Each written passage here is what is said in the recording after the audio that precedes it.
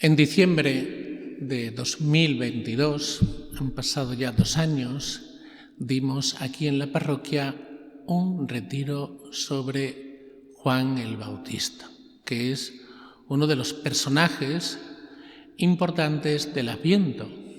Además, es un profeta que aparece muchísimo en los evangelios. No hay ni un solo de los evangelistas que no cite, que no nombre a Juan. En aquel retiro de diciembre de 2022 hicimos un decálogo sobre Juan el Bautista. Y hoy, 2 años después, vamos a hacer otro decálogo distinto sobre Juan el Bautista. Así que vamos en cada punto del decálogo, vamos a citar una cita, valga la redundancia, una cita bíblica de los evangelios y la comentamos. Ese va a ser el esquema del retiro este año. Vamos ya directamente al grano. Primer punto, la libertad de la pobreza. Dice San Marcos: Juan iba vestido de piel de camello, con una correa de cuero a la cintura, y se alimentaba de saltamontes y miel silvestre. ¿Qué más pobreza que esa? Juan el Bautista fue una persona pobre, pero libre. El que es pobre es libre, porque no se vende ni por nada, ni se vende a nadie. Este es el criterio que tiene, por ejemplo, Radio María. Radio María, esta radio que todos conocemos, vive de ayudas, de ayuda de sus oyentes, nada más. No quiere subvenciones de ningún tipo. ¿Por qué? Porque si hay subvenciones, ya el mensaje puede venir condicionado. No enfademos a aquel que nos da subvenciones. Por eso la libertad de prensa, se dice sí, hay libertad de prensa, pero un tanto condicionada.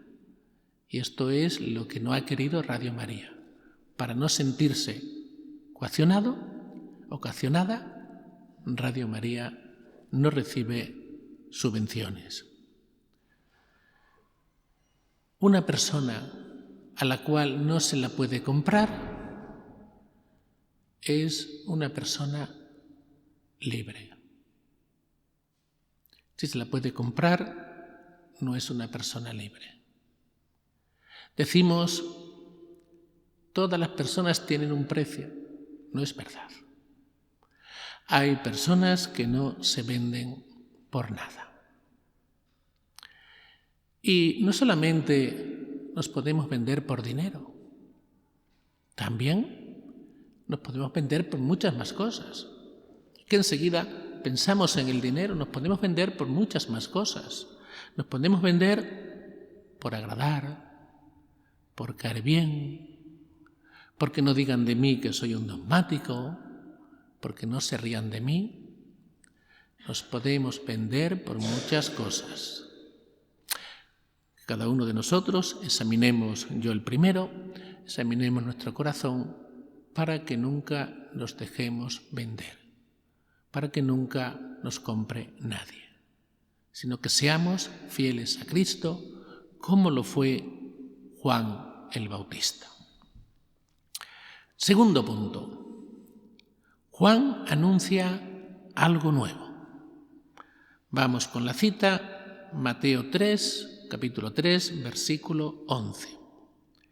Él os bautizará con espíritu y fuego. A partir de ahí, a partir de ese momento, podemos decir que Juan el Bautista comienza a anunciar su reino. Él os bautizará con Espíritu Santo y fuego. El pueblo ya aceptaba a Juan. Juan el Bautista era una persona muy popular, era una persona muy querida por el pueblo. Me parece que ha sido esta misma semana cuando le preguntan a Jesús que con qué poder hace lo que está haciendo. Y les dice él, bueno, si me contestáis a una pregunta, yo os digo con qué poder lo estoy haciendo. Y la pregunta que hace Jesús es lo que hacía Juan el Bautista.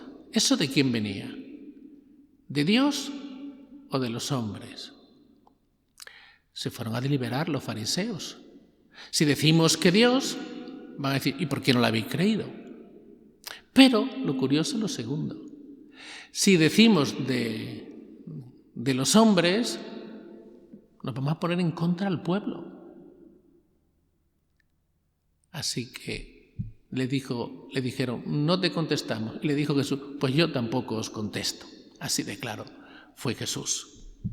Bien, como decía, Juan el Bautista fue una persona muy querida por el pueblo y en medio del pueblo. Pero fariseos y doctores de la ley no le aceptaron. Pero fijaos que esto mismo lo dice Jesús. A continuación de esta cita, dice Jesús lo siguiente. Vino Juan, que ni comía ni bebía, y dijisteis que tenía un demonio, y por eso no le seguisteis. Viene el Hijo del Hombre, que come y bebe, y decís que es un comilón y un borracho, y tampoco le seguís. Cuando no queremos aceptar a Dios, sacamos argumentos de debajo de las piedras. Ya buscaremos argumentos para no seguir. Unas veces diremos que tenía un demonio, otras veces diremos que sería un borracho. Siempre tendremos algún argumento para no seguir al Señor. Así que no nos condicione la opinión de los demás, porque vemos claramente lo cambiante que puede ser esta opinión. Puede ser un borracho, puede tener un demonio. Una opinión totalmente cambiante ante dos posturas muy distintas. El caso es no aceptar la palabra de Dios, el mensaje ni de Juan el Bautista ni de Jesús. Tercer punto. Su misión es señalar. Lo tenemos precisamente aquí reflejado en uno de los cuadros del retablo. Juan 1:29. Ese es el Cordero de Dios que quita el pecado del mundo. Cita que también decimos cada vez que celebramos la misa. Este es el Cordero de Dios que quita el pecado del mundo. Y hacerlo en la correcta dirección, porque no señalar la dirección correcta llega por dos errores. Uno, no señalar a Dios al que se debe anunciar. Obligación de todo cristiano, anunciar a Jesús. La otra dirección, no hacerlo ante los hombres ante los cuales tenemos que servir. El hombre y Dios siempre van unidos, siempre van de la mano. En el Evangelio de San Lucas, Juan manda a sus discípulos, esto lo comentamos bastante en el retiro anterior, hace 2 años, ahora no lo vamos a comentar. Dimos una explicación muy detallada de todo esto, ahora no lo vamos a comentar. Pero en el Evangelio de San Lucas, Juan manda a los discípulos a preguntarle a Jesús si era él o tenían que esperar a otro. Precisamente unos versículos antes aparece en la Biblia que Jesús había resucitado al hijo de la viuda de Naín. ¿Y qué es lo que dice Jesús? Id y decidle a Juan lo que habéis visto. Resucita a los muertos, los cojos andan, los ciegos ven, los sordos oyen y la gente escucha la buena nueva del Evangelio. Precisamente en la sinagoga de Nazaret hay un pasaje muy bonito. Sabéis que los seglares, por decirlo así, ¿no?, podían leer la palabra de Dios, incluso la podían hasta comentar, una serie de condiciones, pero podían hacerlo. Jesús leyó la palabra de Dios, precisamente este pasaje que viene en el libro de Isaías, y todos sus paisanos de Nazaret estaban expectantes a ver qué comenta Jesús de lo que acaba de leer. Y Jesús dice: hoy se acaba de cumplir la escritura que acabáis de oír. Ese texto del profeta Isaías anunciaba que Jesús vendría anunciando la buena nueva, curando a los sordos, ciegos, cojos, resucitando. Y hoy se cumple, dice Jesús. ¿Por qué? Porque Jesús ya está en medio de nosotros. El reino de Dios ya ha llegado a nosotros. Ahí sí que queda contestada esa pregunta de Juan el Bautista, que más que porque él tuviera dudas, era más bien para que sus discípulos creyeran en él. Esto es lo que explicamos anteriormente en el retiro hace 2 años. Para que sus discípulos creyeran en él y no tuvieran dudas. Ya he dicho antes que Juan el Bautista era una persona muy popular y muy querida y podía llevar a confusión a sus mismos discípulos y centrarse en Juan el Bautista en vez de centrarse en Jesús. Juan el Bautista, sin duda ninguna, que no tenía dudas. Los discípulos de Juan el Bautista sí que podrían tener alguna duda. Cuarto punto. Juan no es un veleta. Lucas 1:24. ¿Qué salisteis a ver al desierto? ¿Una caña sacudida por el viento? Un profeta jamás se rebaja a ser una débil caña agitada por el viento. Un profeta no es cambiante, como una veleta que cambia según de dónde venga el viento. El auténtico profeta se mantiene, es el portavoz de Dios. Un profeta no es el que adivina cosas, no. El profeta es el que habla en nombre de Dios, es un enviado de Dios, y el auténtico profeta no traiciona al Señor. Juan el Bautista, esto lo sabemos muy bien, es una persona coherente. Después, esa coherencia le lleva incluso a entregar su vida. Morirá por su coherencia, morirá por ser fiel a la verdad. Pero es coherente, es fiel a la palabra. Aquello que decía Aristóteles, esa frase tan bonita. Aristóteles había sido discípulo de Platón, 2 filósofos griegos, los 2 muy importantes. Y Aristóteles decía de Platón: soy amigo de Platón, pero soy más amigo de la verdad. El discípulo, el profeta, siempre tiene que ser más amigo de la verdad. Y esa verdad está en la palabra de Dios que él debe anunciar, aunque sea perseguido, pero nunca el profeta y todos somos profetas, no tenemos que ser veletas.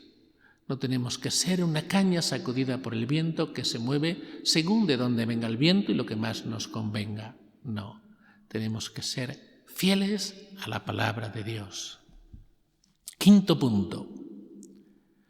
La importancia de las obras y las palabras. Mateo 11, versículos del 4 al 6. Lo que ya hemos dicho antes. Jesús dice, los ciegos ven, los sordos oyen, los cojos andan. Ahí está citando Jesús al profeta Isaías. Pero es curioso que Jesús responde con 5 obras. Ahí vemos la importancia de las obras. La importancia de los hechos, la importancia de las acciones. A veces nosotros nos tenemos que llenar de palabras porque nuestras obras dicen muy poco. Eso nos pasa a veces a nosotros. Jesús habla con las obras. Aquí cito una frase de Pablo VI, el Evangelii Nuntiandi, que es una frase que tendríamos que meditar en muchas ocasiones. Dice así: el mundo, antes que maestros, necesita testigos. Y si escucha a los maestros, es porque antes son testigos. Para que veamos la importancia de las obras. Además, si nosotros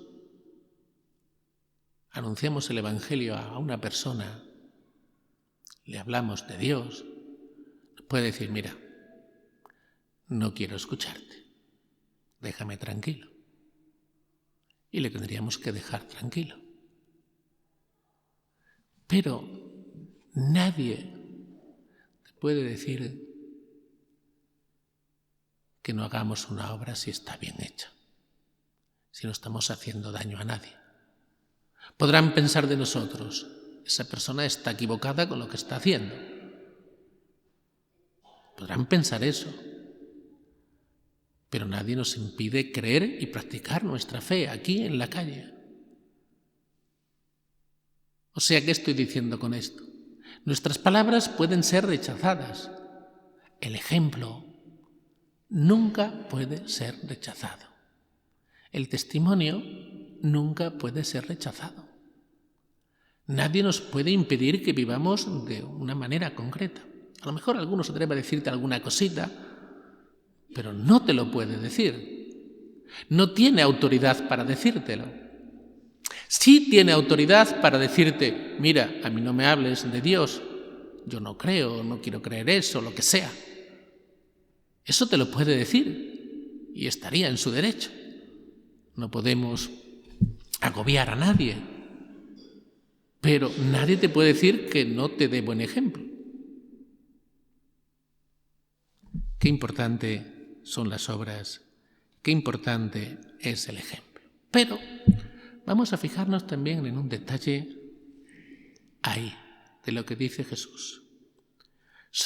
Jesús pone por delante 5 obras. Y decirle a Juan lo que estoy haciendo. Y les pone Jesús por delante a los discípulos de Juan el Bautista 5 obras. Pero también le da importancia a las palabras. Y dice, y a los pobres se les anuncia el Evangelio. O sea, Jesús, digamos que le da más importancia a los hechos, a las palabras, a las obras, pero por supuesto no descarta en ningún momento la palabra. La palabra de Dios es necesaria. De hecho, Jesús predicó muchísimo, anunció el Evangelio muchísimo. Incluso cuando estaba cansado, también anunciaba la palabra de Dios. Estaban ansiosos por escuchar sus palabras. No solamente le querían por los milagros que hacía por la gente que curaba, también querían escuchar sus palabras. Y Jesús lo dice ahí, y a los pobres se les anuncia el Evangelio. Nosotros algunas veces nos queremos justificar diciendo, bueno, yo no anuncio el Evangelio con palabras, pero con mi ejemplo, con mis obras sí lo anuncio. Cuidado, que detrás de eso puede estar, no digo que lo esté, puede estar un poco de cobardía. Puede estar, no digo que lo esté, pero puede estar. No sea que me vayan a rechazar, no sea que me vayan a decir lo que sea, pero las palabras también son necesarias. Las palabras complementan a las obras, se complementan la una a la otra. Las palabras a las obras y las obras a las palabras. Se complementan. Las dos son necesarias. Hay un pasaje en el Evangelio que es muy clarificador. Y es cuando está Jesús en una casa, abren un boquete en el techo, descuelgan a un paralítico y Jesús les dice, estaban allí muchísima gente, no podían entrar. Cuando tuvieron que abrir un boquete en el techo es porque había tanta gente en la casa que no podían entrar. Abrieron un boquete por el techo y descolgaron al paralítico y lo pusieron delante de Jesús. Ya eran amigos de verdad, para hacer eso. Y Jesús, cuando se lo ponen delante, dice así, sorprendiendo a todos, tus pecados están perdonados. Y la gente se escandaliza. Pero bueno, ¿quién es este para perdonar pecados? Eso solamente lo puede hacer Dios. Y dice Jesús, y aquí viene lo importante, para que veáis que el Hijo del Hombre tiene poder para perdonar pecados, a ti te lo digo, levántate y échate a andar. Para que veáis, esa frase es fundamental, para que veáis que el Hijo del Hombre tiene poder para perdonar pecados, o sea, para que veáis que el Hijo del Hombre ha venido a redimirnos, ha venido a salvarnos, para que veáis eso, hago estos milagros, para que veáis que soy Dios, para que veáis que tengo este poder, para que veáis que he venido por amor a vosotros a salvaros. Es lo que nos viene a decir Jesús. O sea, obras sí, palabras también. Sexto punto. La gente sencilla no se equivoca.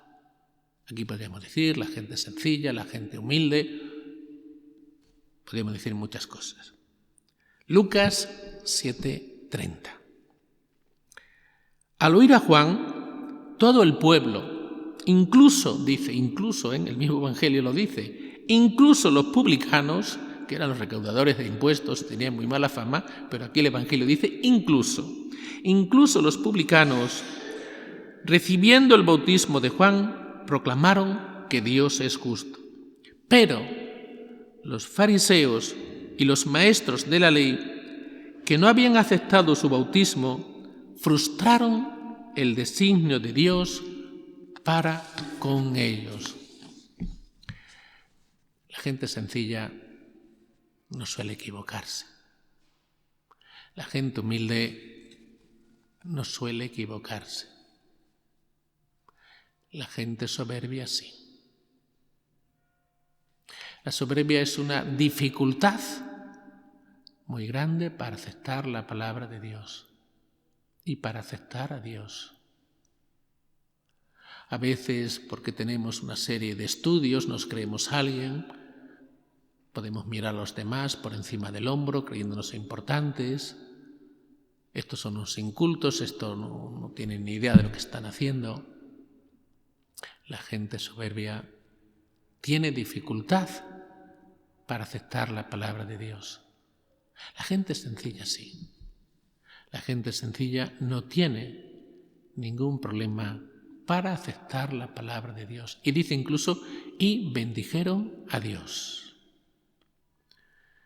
Pero acaba este texto diciendo algo que yo diría que es realmente impresionante.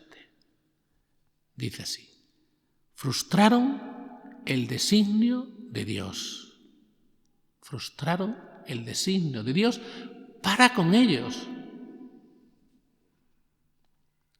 Frustrar el designio de Dios para con ellos es frustrar el designio de Dios para con nosotros. Y ese designio de Dios es algo muy grande, realmente grande. Aquí, el designio de Dios es que le conozcamos, que le amemos, que disfrutemos de su amor, que aceptemos la salvación, que aceptemos la redención. Ese es el designio de Dios, aquí ya en la tierra. Un designio grandioso, un designio maravilloso. Y en el cielo, ese designio es una vida eterna y en plenitud. Como digo tantas veces en los entierros, hay un designio, hay un proyecto en este mundo más grande que esto. Una vida eterna y una vida en plenitud. ¿Alguien nos puede ofrecer algo así? Nadie. Pues ese designio que Dios tenía para los fariseos, dice que lo frustraron. Ese gran designio que Dios tenía para ellos, que ha venido al mundo para ofrecernos eso, lo rechazaron. Frustraron el designio de Dios. Que nosotros nunca frustremos el designio de Dios. Séptimo punto. Conviene que Él crezca y yo mengüe. Juan 3:30. Juan el Bautista, una de sus grandes características es la humildad. Conviene, lo dice él mismo, conviene que Él crezca y yo mengüe. Yo no soy digno de desatarle la correa de las sandalias. Él que era tan popular, que era tan querido, no quería el protagonismo para él. No quería sentirse el centro de las multitudes. Lo era, pero no porque él lo quisiera. Él quería que el centro fuera el Señor. Él no se buscó a sí mismo nunca, sino él quería que la gente siguiese al Mesías.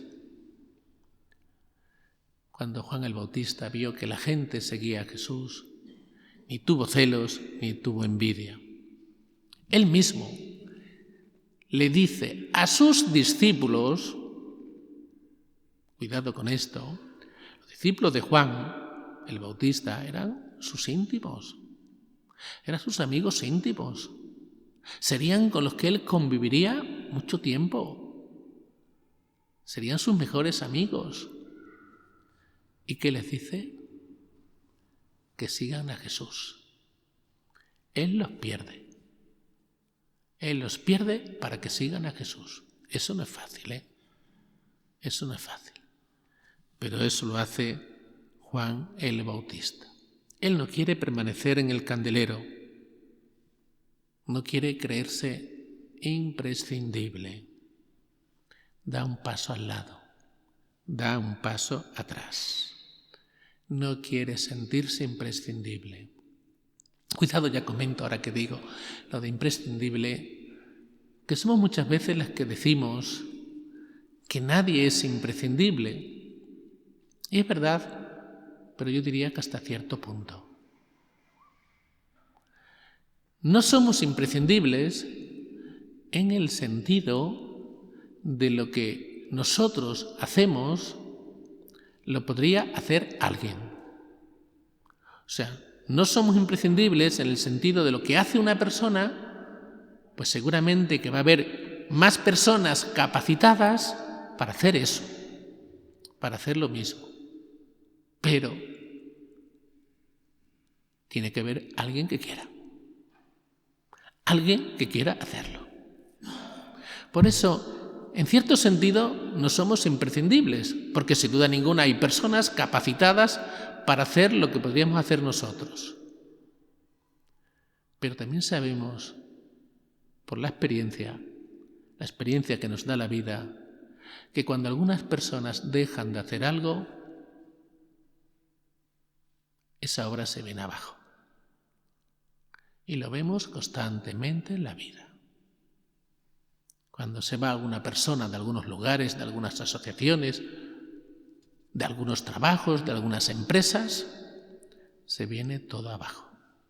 ¿Era imprescindible? No, pero era muy necesario. Muy necesario. Que esto también lo tengamos en cuenta.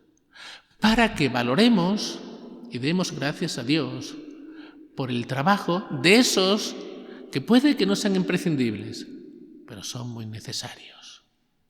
Y porque además están haciendo algo que a lo mejor cuando ellos falten, por la razón que sea, nadie querrá tomar el testigo y seguir con lo que ellos hacían. ¿Que imprescindible no es nadie? Pues sí, pero que somos necesarios todos. Y algunos son muy necesarios, porque están sustentando obras muy importantes. No voy a citar, en la parroquia podríamos citar personas. Hay personas que no son imprescindibles, porque sí es verdad, podría hacerlo alguien, pero ¿lo hace alguien? ¿Lo haría alguien? La experiencia de la vida nos dice que hay muchas cosas que una vez que uno cuelga las botas, hablando en términos futbolísticos, nadie coge el testigo. Y esto tenemos que tenerlo en cuenta para dar gracias a Dios por esas personas que tenemos en las parroquias, en la sociedad, en asociaciones, en trabajos, en empresas, que están ahí al pie del cañón, que son, ya digo, muy, muy necesarios. Punto 8. Un profeta excepcional. Juan el Bautista, por supuesto. Entre los nacidos de mujer no hay nadie mayor que Juan. Lucas 1:28. Juan no solamente es un profeta, sino más que profeta, porque a diferencia de todos los demás profetas, Juan tiene una particularidad muy grande. Fue el precursor de Jesús. Es el esperado, el que precede a Jesús. Él llega antes que Jesús, le prepara ese camino para después desaparecer. Ahí vemos otra vez la humildad de Juan el Bautista. Él asume que detrás de él viene el que es más importante. Pero él también es muy importante. Es la bisagra entre el Antiguo y el Nuevo Testamento. Es el que anuncia a Jesús. Fijaos si es importante Juan el Bautista, que pasaron siglos los profetas anunciando que un día llegaría el Mesías. Pero es que Juan el Bautista dice, ese que anunciaron los profetas que nacería, yo digo que es este, que ya está aquí, lo señalo con el dedo. Ese es el Cordero de Dios que quita el pecado del mundo. Ahí está la grandeza de Juan el Bautista. Por eso Jesús dice, tiene esos elogios hacia él tan grandes. Es un profeta excepcional. Es el precursor, pero es que además de ser el precursor, de ser esa bisagra entre el Antiguo y el Nuevo Testamento, el que anuncia que Jesús está aquí, es que además es una persona admirable por su austeridad de vida, por su valentía en las denuncias, por su fidelidad a la tradición profética, por el testimonio de vida hasta la muerte. Es un gran profeta. Profeta excepcional. Por eso no nos tienen que extrañar esos elogios por parte de Jesús. Y ese es el reconocimiento que tenemos que darle valor e importancia. el reconocimiento de Dios, no lo que los demás piensen de nosotros. Una cosa es lo que los demás piensen de nosotros, otra también es lo que nosotros pensemos de nosotros mismos, y otra cosa es cómo realmente somos, que eso es lo que piensa Dios de nosotros. A veces nosotros tenemos unas ideas sobre nosotros mismos que podemos estar equivocados. Y eso es fácil de ver. ¿Cuántas veces en nuestra vida espiritual, cuando vamos avanzando en nuestra vida espiritual, decimos, pues yo aquí no tenía una visión de la fe auténtica, no acababa de ver a Dios como un verdadero Padre, tenía mis desconfianzas hacia Él, tantas cosas que cuando vamos progresando en la vida espiritual vamos viendo que en muchas cosas estamos equivocados. Muchas veces tenemos una idea de nosotros que puede estar equivocada, que sin duda ninguna en muchas cosas estaremos equivocados, sin duda ninguna. Por eso tenemos que estar siempre abiertos a la conversión, a conocer mejor el misterio de Cristo y de su Iglesia. Tenemos que estar siempre abiertos a eso. Lo que realmente somos es lo que piensa Dios de nosotros, y lo que tenemos que valorar es lo que piensa Dios de todos nosotros. Punto 9. Admirado por Herodes. Marcos 6, del 17 al 29. Herodías aborrecía a Juan y quería quitarlo de en medio. No acababa de conseguirlo, porque Herodes respetaba a Juan, sabiendo que era un hombre honrado y santo, y lo defendía. Cuando lo escuchaba, quedaba desconcertado y lo escuchaba con gusto. Lo escuchaba con gusto. Y eso que le decía las cosas muy claras. A pesar de todo, Herodes lo admira. Reconoce su valentía, su coherencia, su autenticidad de vida. Lo escuchaba con gusto por las palabras tan sabias que salían de su boca. Pero, aunque lo admira, este hecho no le lleva a cambiar de vida. No dejó a la mujer de su hermano. No cambió de vida. Le admira, pero no cambia de vida. Esto también nos puede pasar a nosotros. Nos pueden impresionar las palabras de Jesús. Escuchamos, por ejemplo, el Sermón de la Montaña con esa moral tan alta y nos impresiona. Sí, pero ¿lo vivimos? ¿Cambiamos de vida? ¿Vamos haciendo esas cosas que nos dice el Evangelio?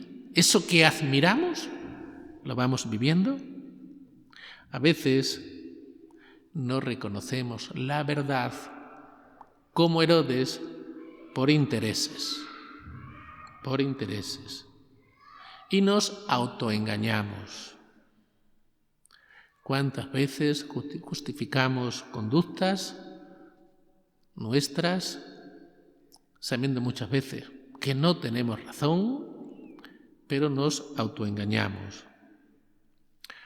Ahora que se acercan, lo digo así un poco en tono de broma, en tono de humor, ahora que se acercan las fiestas de la Navidad, pues en la mesa va a haber más abundancia de comida y más rica que de costumbre, ¿no?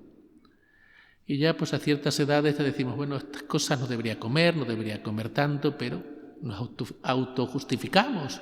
No, pero si es solo un día se convierte en toda la Navidad, desde la Nochebuena hasta el Día de Reyes y no hasta el bautismo del Señor. Y esto nos pasa y nos autojustificamos. Y esto que nos pasa aquí con lo de la comida, pues nos pasa en tantas cosas. Herodes, pues me imagino que en su interior también se autojustificaría porque no cambió de vida. Alguna razón se daría él a sí mismo. La pregunta que tenemos que hacernos siempre en la vida: ¿tengo mucho interés en eso? Esa es la pregunta que tengo que hacer. Porque si tengo mucho interés en hacer una cosa o en vivir de un modo concreto en la vida, si tengo mucho interés en eso, es que ahí ya no estoy, digamos, no tengo esa libertad para pensar, para reconocer dónde está la verdad. Cuidado cuando tenemos mucho interés en algo, porque nos cerramos a ver otra posibilidad, a ver otra cosa. Pero es porque detrás está un interés el cual yo no quiero dejar. Entonces, antes de razonar, antes de autojustificarnos, preguntémonos, ¿yo tengo interés en eso? Porque si tengo mucho interés en eso y no lo quiero reconocer, que eso es lo malo, tengo mucho interés en eso, pero no lo quiero reconocer, y entonces esa conducta la voy a autojustificar. Entonces lo importante es que veamos si tenemos mucho interés en algo, porque si de verdad tenemos mucho interés en algo, puede que todo nuestro razonamiento que le sigue esté ya viciado. Así que lo primero que nos hagamos esa pregunta, si tenemos ese interés. Y punto 10 y último, la curiosidad estéril. Lucas 7, versículo 24, también el 25 y también el 26. Dice así: ¿qué salisteis a ver en el desierto? Pero vuelvo a repetir, ¿qué salisteis a ver si no? Y vuelvo a repetir, entonces, ¿qué salisteis a ver?